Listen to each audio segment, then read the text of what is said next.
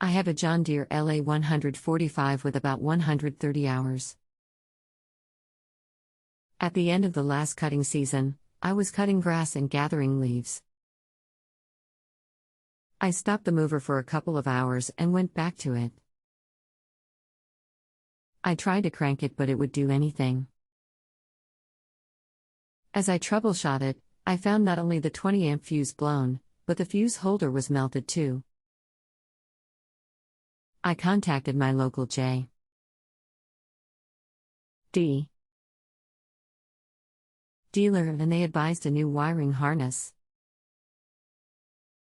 I purchased both harnesses and finished installing them yesterday. I tried to install my freshly charged battery and now more problems. After connecting the positive cable to the battery, as I tried to connect the negative cable, it is making the solenoid engage. I have checked the key switch to ensure it is off, and it is. The wiring harnesses, although the first time I have installed them, was pretty straightforward with the connectors only fitting one way. Can you help? Welcome to Just Answer Small Engines. Let me try to help you. Go to the starter solenoid and see if the switch wire is free and not touching the positive cable terminal. The solenoid has to be getting voltage to the start circuit when you connect the cable. I think problem is at starter solenoid. Do you have voltmeter to test the solenoid? The solenoid can be stuck. Remove the switch wire and see if it still engages. If so, you need a new solenoid. Let me know. Thank you.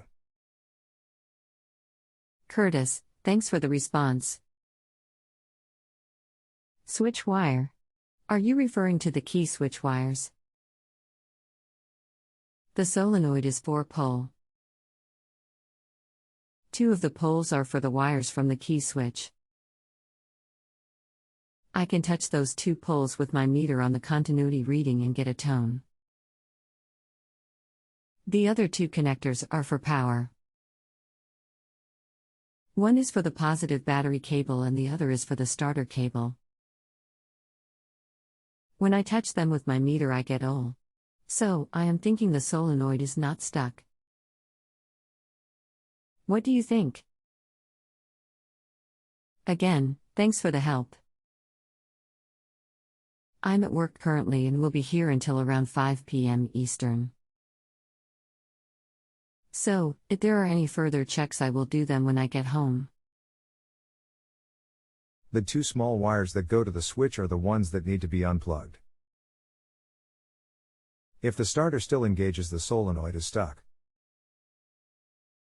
If it does not turn, the small wires are energizing the solenoid, which means there is power at wrong time. There should be no power to the 2 small wires until key is turned to start. The 2 small wires are the switch wires. One is power, the other is the completion of the ground circuit. It takes both for starter to engage. Curtis, thanks. As soon as I get home, I will try your recommendation. Just to make sure I understand. You want me to unplug the 2 small wires, key switch, and then touch the positive battery cable to the battery. If there is fire, sparks, when I do this, that will mean the solenoid is stuck and needs replacement, correct? Correct. Curtis, I arrived home and went straight to the garage. Pulled off the 2 wires that go to the switch. With everything else connected, except the positive lead to the battery, I touched the cable to the battery and had fire, spark. So, as you wrote earlier, it must be the solenoid. I have a question. If the solenoid is stuck in the closed position, why didn't my meter show resistance instead of OL? Did you check across the 2 large terminals? If stuck, it should have continuity. You checked them and it showed all, not sure what all is.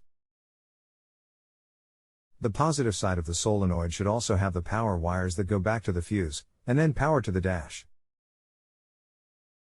I assume you have these correct? I have a fluke 179 meter. All means over limit. It means there is no continuity. I did check across the large terminal and it read all, whereas when I checked across the terminals of the key switch I had 40 ohms resistance. Not tonight, but I will take a photo of the solenoid and attach. Thanks again for your help. 2 heads are better than 1. Unhook the cable to the starter and see if spark goes away. Curtis, I'm going to buy a new solenoid today during lunch and will try to install tonight. I will let you know how that goes. Thanks. Okay, thanks for the reply. Curtis, I was unable to purchase a new solenoid on Tuesday. I'm going today right after work and will install first thing in the morning. If that turns out to not be the problem, I will ask for some more advice. If that cures it, and I hope it does, I will rate you then. Sorry for the delay. My job is in factory maintenance and sometimes it gets crazy. Take your time, I'm retired and am in no rush. Let me know the result. Thank you. Curtis, I installed the new solenoid and the same thing is happening. Then, I disconnected the cable from the starter as you suggested last weekend and again touched the cable to the battery and the same thing is still happening. This is frustrating. This is not making any sense. Where in the world could the short be? Was battery changed? Could the cables be reversed? Positive needs to be red and negative black, I have to ask. I wonder if the same problem you had before you changed out the harness is still there. Unplug the voltage regulator and see if the short goes away. Maybe the regulator or the alternator coil is shorted. Curtis, I certainly don't mind you asking the questions at all. I used to be a computer tech and was amazed at the number of calls where the power cord was unplugged. Yes, all cables are the correct polarity.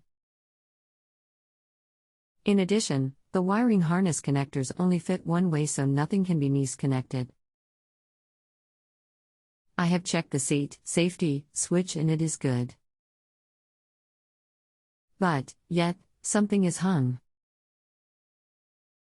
Not sure where the voltage regulator or alternator coil is.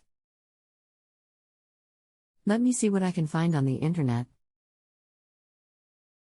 By the way, I would just take it to the dealer for repair, but the place is over 30 miles away and I don't have a trailer. Full-size image. Full-size image. Regulator is the box on the side of the engine housing with the red and yellow wires. While I was waiting on a reply, I continued to disconnect connectors and check touching the battery cable to the battery.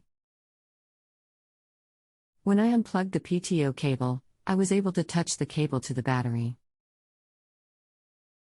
Doggone it, I just replaced that assembly less than a year ago. Any way to check with a meter?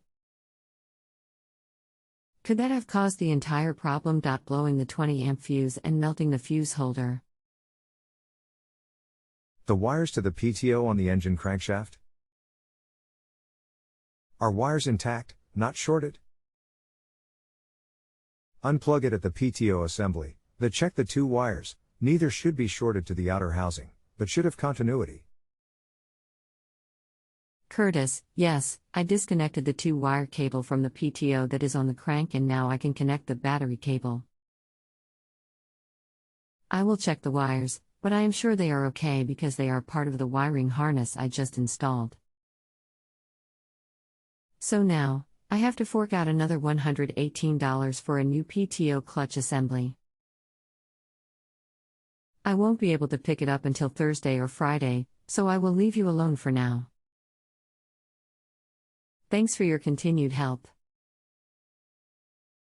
I paid just under $2,000 for the mower in 2008, and at the end of this I will have forked out about $500.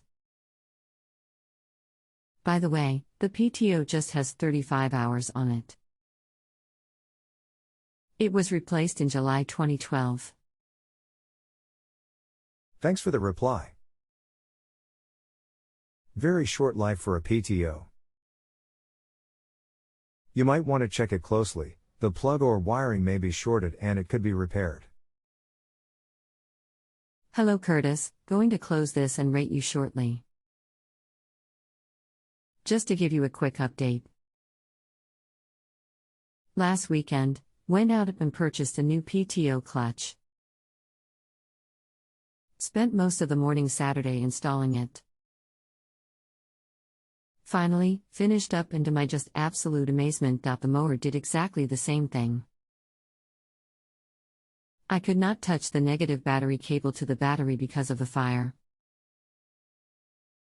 After I cooled off, PTO clutch, $217, I disconnected the PTO electric cable from the machine and then could connect the cable, but the engine would still not turn over. Then, I decided to disconnect the bottom wiring harness from the main one. Remember, both are brand new. Not only was I able to connect the battery up, but it would turn over too. So, although I gave up and had the local J. D.